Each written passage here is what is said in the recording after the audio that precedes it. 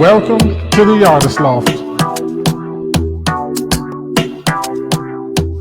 The Artist Loft is a podcast dedicated to the arts and everything creative. Make sure you tune in as we discuss what's new in the art world with featured artists, special guests, and a whole lot more. So make sure you catch us on June 1st on Facebook and on YouTube. Can't wait to see you guys there.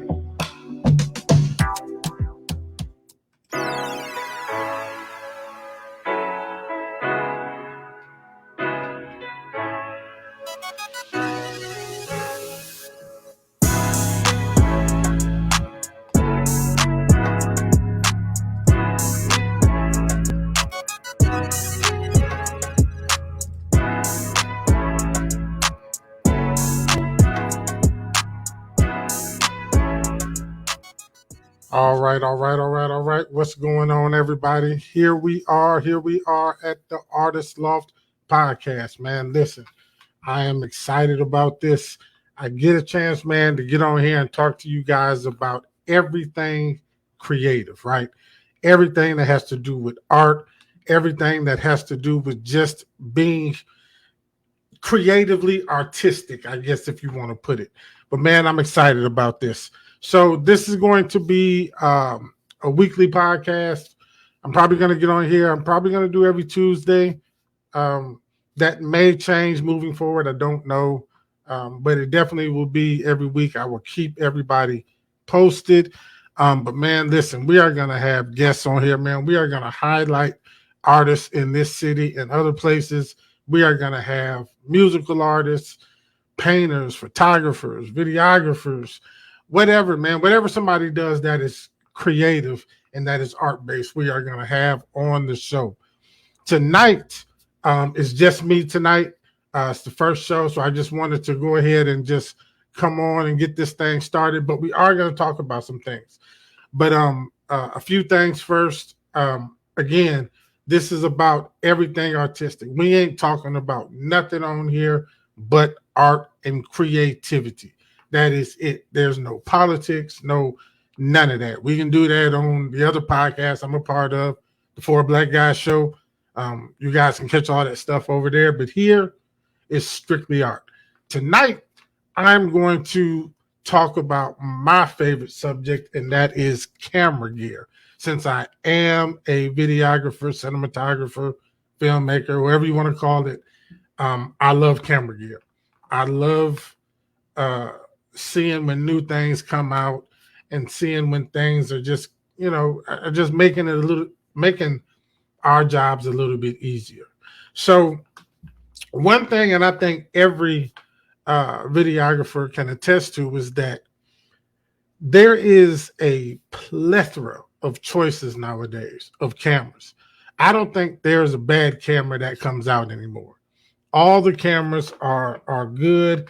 All the cameras, just have the specs on them are just wonderful. They're, you can't go wrong when you buy a camera nowadays.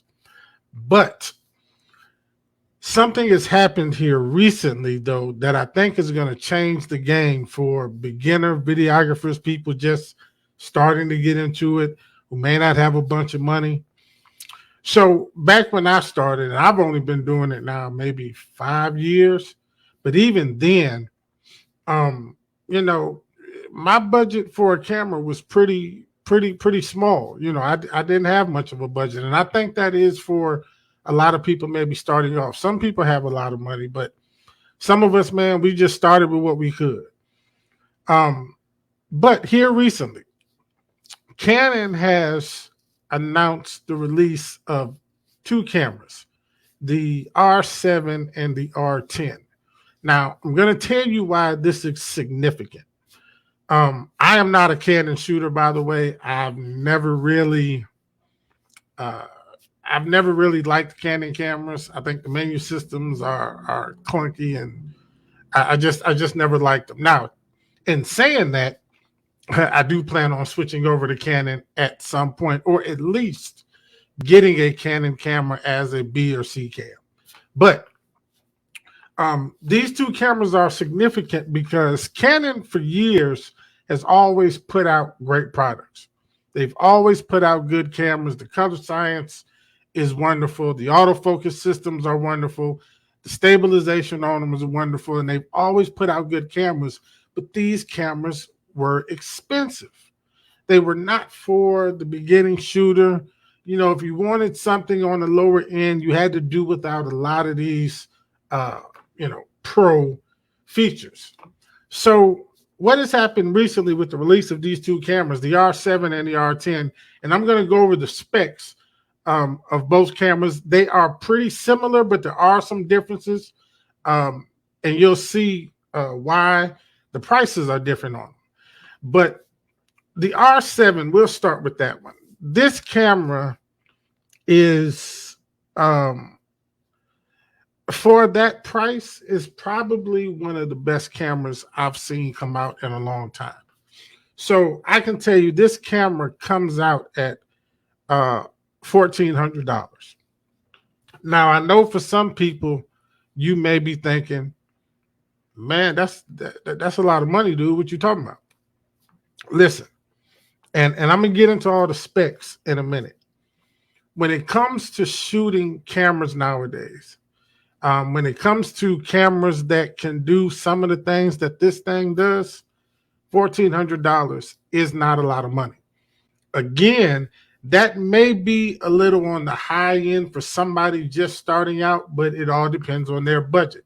There are great cameras for a lot cheaper that are out there that you can still create really good videos on. The Lumix G7 is still a great camera. The GH4, these cameras are still great cameras to shoot with, man. Canon's M50, these cameras are phenomenal. Now, they do not do the things that this R7 does. So first thing what Canon did, and let me tell you, this is significant. Don't blow past this. Canon put their Digic X processor in this camera. May not mean a lot to some people, but let me tell you what that does, though. What it does is it gives you the same processor that Canon's higher end cameras have, the R5, the R5C. These are $5,000 and $6,000 cameras. These are Canon's top-notch cameras, okay? They put this same processor, the very same processor, in the R7. So that means you're going to get the processing speed and the dual pixel autofocus that those higher end cameras have in this camera that is $1,400. Again, might not be a big deal to some people, but those of us that's in this cinematography realm, that's big. That's really big, okay? This thing shoots 4K 60. 4K at 60 frames a second, okay? Let me say it one more time.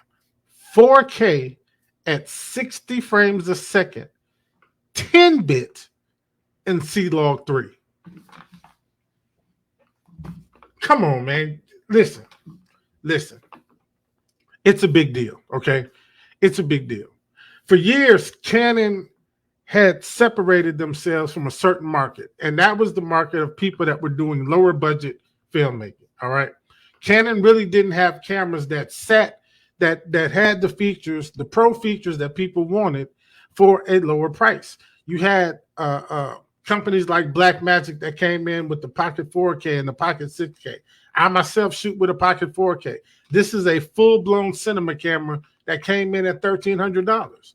Now, again, it is a cinema camera. So in order to use it and to use it functionally, there were other things you had to buy. So the camera itself may be $1,300, but you needed another, on the low end, another $1,000 worth of things to make it functional. But still, with everything that the 4K had to offer, people jumped on it. Then came the 6K and the 6K Pro. Sony came out with their A7 series cameras, and these things, again, were expensive, but they had good features. So Canon and Sony really had kind of cut themselves out of that low-budget filmmaking genre of people.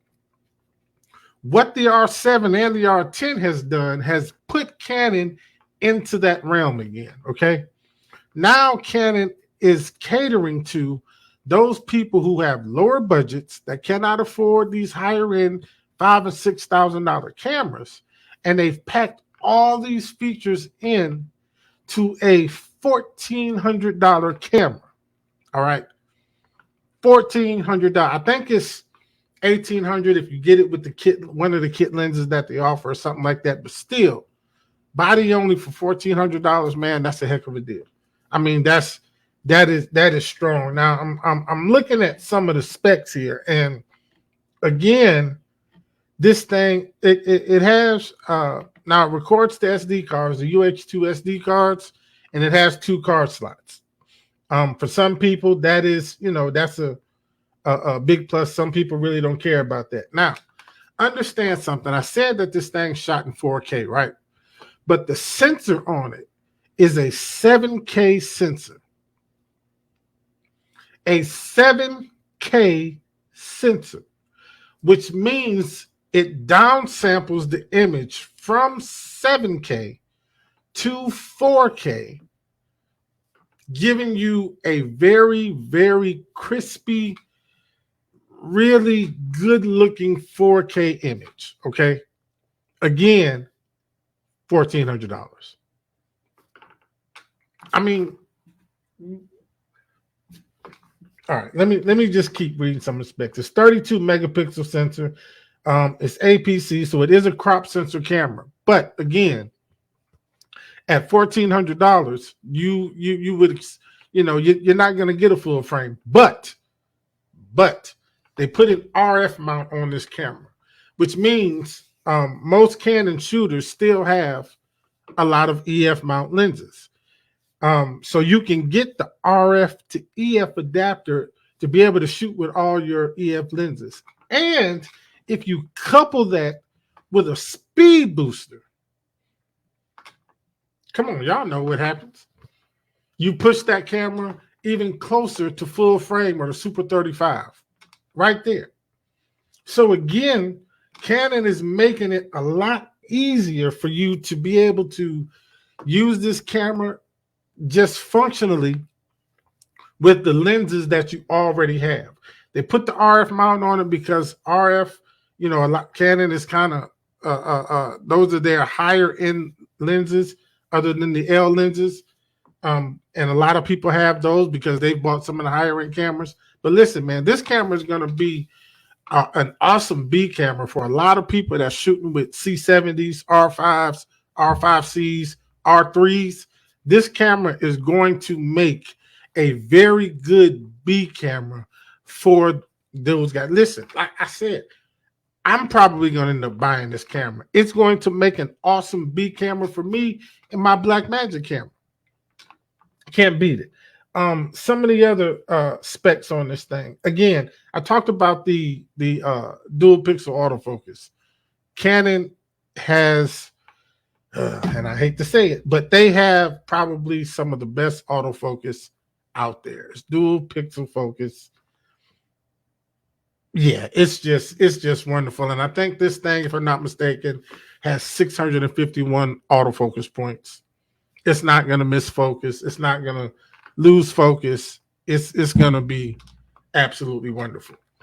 Let's see here. What else? What else was there? It shoots 15 frames a second, so it'll be good for sports photography. $1,400, guys. Like, this camera, man, is. I can't wait to see what people start creating on this thing. Like, seriously, you're gonna have a lot of low budget filmmakers out here creating some just, man, it's gonna be something else for real. It's gonna be something else. Now the R10 again has a lot of the same features, but they did take out some things because the R10 comes in at, get this, under $1,000. Some of you may be thinking, well, that's because this probably doesn't have what the R7 has. And you're right, it doesn't have everything, but still has the DigicX processor that the R5, the R5C has in it. And I think the C70 has that processor in it too. I'm not too sure. I've checked that out. But it still has that same processor in it. It also shoots at 4K. But check this out. It downsamples from a 6K sensor, not 7, but 6K. So you still are getting a very crisp and nice 4K image coming out of this camera. Now, they did take out the image stabilization. The R10 does not have in-body stabilization like the R7 does. They did take that out, but again, they had to figure out a way to make this camera under $1,000 to be able to sell it at that price point. You would expect some things to be gone. Still has the dual pixel autofocus though, and I think, at least as far as I'm concerned, see, I don't necessarily have to get the R7. I could actually be okay with the R10 because my B cam is probably going to end up on a gimbal anyway. So I don't really need the in-body stabilization. The autofocus is my main thing because, of course, the Pocket 4K is a cinema camera and it does not have any autofocus on it whatsoever. So having a camera that I can run and gun with that has that dual pixel autofocus, man, you can't beat it. You can't beat it, man. Not at all. Now, I want people to understand really how this changes thing in this cinematography world. It makes it affordable to have a camera that has a lot of pro features. It would take me all night to sit here and just run over all of the features of these cameras. They are just that packed with things that we as filmmakers look for in cameras when we're going to start spending more money for them. Now, it doesn't necessarily take the best camera to make the best film or the best video or whatever it is that somebody shoots. But there are some features in these cameras that help us with our jobs. And that's with anything. I mean, that's just with anything. A better drill is going to help you drill more holes and drill bigger holes or deeper holes or whatever. So the cameras are a tool, and these tools do get better. Normally, as price goes up, Canon kind of shook that up a little bit here because we had been looking for the R7 for a while. But I believe everybody, at least I did, a lot of us thought that the R7 was going to be a lot more expensive because, I mean, it's Canon. Listen, Canon is the Apple of the world, okay? They just like Apple, Canon knows it doesn't matter what price they put on a camera, people are going to buy it because it's Canon. I mean, that's just them, okay? They did not have to do this. Not for their profits, not for the company. They didn't have to do it. But they catered to a low budget filmmaking genre that is just out there. This camera is really going to shake some things up, I believe. I think a lot of people are going to rethink what they spend their money on. Now, again, it is not to say that the R5, the R5C, the C70, these cameras are absolutely amazing. The R3, man, these cameras do a lot. They're full frame cameras. We're not even going to get into all of that. But yeah, they do a lot. But again, they cost. You pay for what they do. So to have a camera that comes in and does what this camera does, that's catering to the low budget running gun filmmaker guy. And listen, these things have Canon's digital hot shoe. What this does is this allows you to be able to connect certain accessories to the hot shoe of the camera And these accessories do not need power because the hot shoe is digital and it draws its power directly from the hot shoe. The R5, the R5C, these $5,000 and $6,000 cameras do not have that. Canon's thinking behind this, I'm sure, is if you're paying $5,000 or $6,000 for a camera, you probably have no problem buying the accessories that you need and being able to buy whatever power options that those require. So, it is what it is. But the R7 has it. Again, it makes it wonderful and superb for these running gun type shooters, man. And you just can't beat it. You can't. There's nothing you can do, or there's nothing you can say about this camera that is really bad. I mean, I haven't used it. I haven't seen a whole lot of real world usage of it yet. But as far as I can tell, at least on paper, man, there's not a whole lot wrong with this camera. It's a crop sensor camera, which does, like I say, which means it does have a smaller sensor. So I guess it'll remain to see how it does in low light. But again, you put a good lens on it, a good fast lens, and you probably won't have a problem. I'm sure you won't have a problem. Put a speed booster on it, you definitely, I'm sure, won't have a problem. So, man, listen, again, and like I say, I love camera gear. I love when these new things come out, man, and I love them on the lower tier. Now, I like reading the specs and seeing how some of these higher end cameras do, the Reds, the Alexa Minis.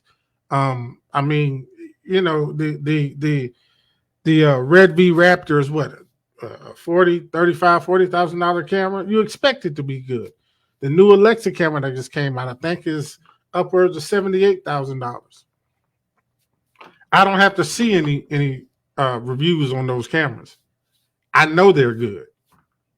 $78,000. It better be, or $40,000. It better be. But this is a camera that is $1,400. It may be right at $15,000, somewhere in there. Depending on, I think, B&H, and I would have to check their website to see what they had it listed as, but definitely still a camera within an affordable price point for a lot of people that gives them a lot of pro features. And as a filmmaker, as a videographer, I couldn't have afforded that when I first started. Just like I literally started with a $200 camera that I got off Facebook Marketplace. I mean, that's all I could do. That was it. And with that $200 camera, though, I shot business commercials. I took portraits.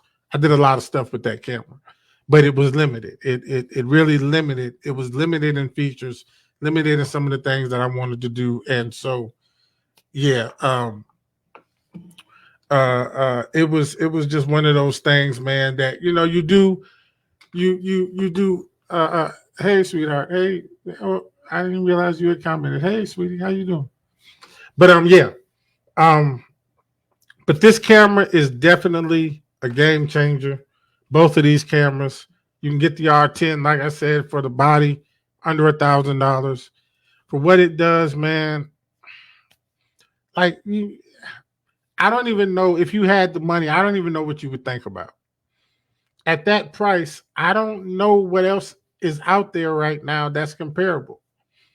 I mean, like I say, the Pocket 4K is still a great camera. It's 3-4 years old now, but it is still a great camera. But man, you don't get the features with the 4K that you do with the R7. And I remind people all the time, the Pocket 4K is a cinema camera. So it has all the greatness and all the headaches of a cinema camera. The R7 is very, it looks to be user-friendly. Now, again, with me, I would probably get frustrated and would have to get used to using Canon's menu system, which I don't know. I've just never liked that menu system. It's always seemed a little clunky to me, but, for that camera, I would learn it. I just hadn't seen any cameras out there for that price point that does what these two cameras do.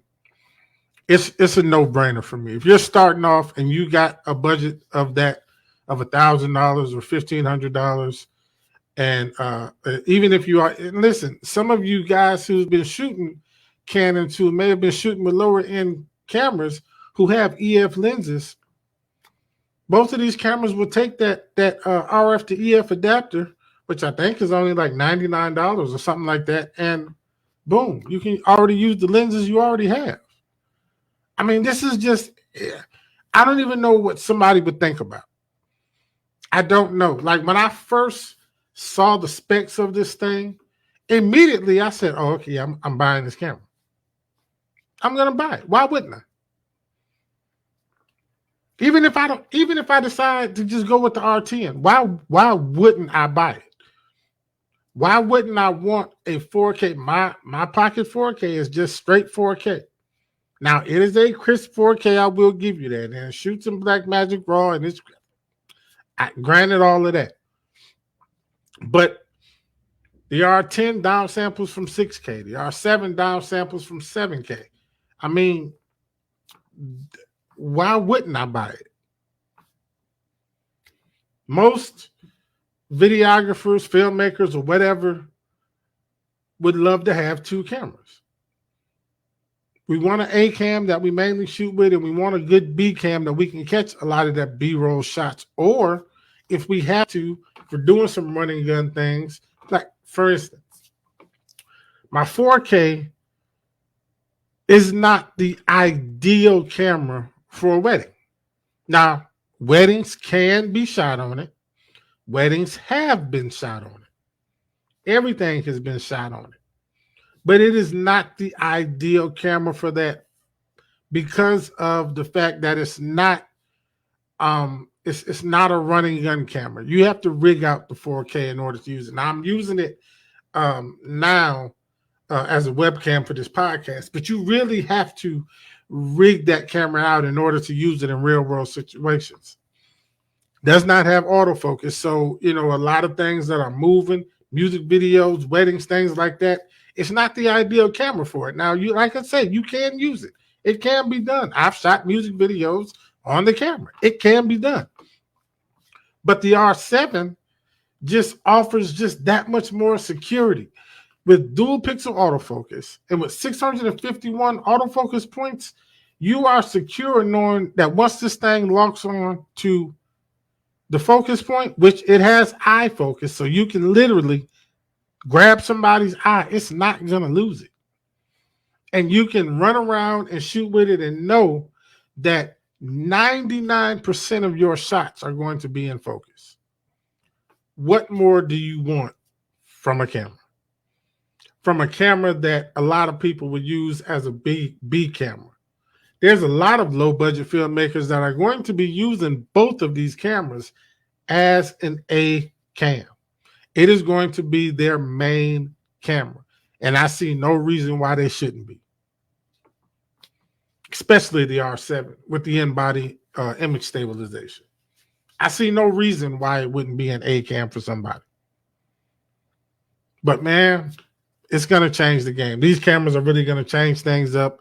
It's really going to really make it a lot easier for people to do some of the projects that they want to do and really get into this business and have a ball with it. But again, man, I love gear, so that's just me. All right, so yeah, I wanted to keep this one short, man. I just wanted to get on here and make sure I opened up the podcast. Make sure you guys know that I am coming. Next week, we are going to have a guest. I don't know who that may be yet, but I am going to get somebody on here. And once again, man, we're gonna talk art, man. We're gonna make sure people are being creative, man. I want to make sure that people are really, really out here just being creative, man, and doing their thing and just being great. It's all about creativity for me. It's all about opening up that part and being able to just relax, being able to do what we love, do whatever that is, whatever that is, man, whatever your art is, it doesn't matter. We know that for us, it is our life. It's what we do. No matter, listen, no matter what jobs we have, right? Because all you're doing is thinking about when you get home, when you can get to that art, when you can get to writing that song, when you can get to creating that beat or putting that paintbrush on that canvas, whatever it is, man. We think about this stuff all day long and we get to do it. Art is about telling a story and we all got stories to tell, right? So listen, man, I appreciate everybody who tuned in tonight. Again, I want you guys, man, like I said, I'll put out a post and let everybody know when I'm coming. I'm probably going to be doing this on Tuesdays around this same time, maybe a little bit later, but it'll definitely be a once a week thing, man. We are going to have some fun on this thing, man. We are going to make sure that we have a place for artists to come and showcase their art, whatever it may be. I don't care. Hit me up, man. We can get you on the show. You can showcase what you're doing, and we're going to go from there. All right. So you guys enjoy your night. I want you guys, hold on. I want you guys to make sure that you are staying creative and just live your life to the fullest. All right. Peace.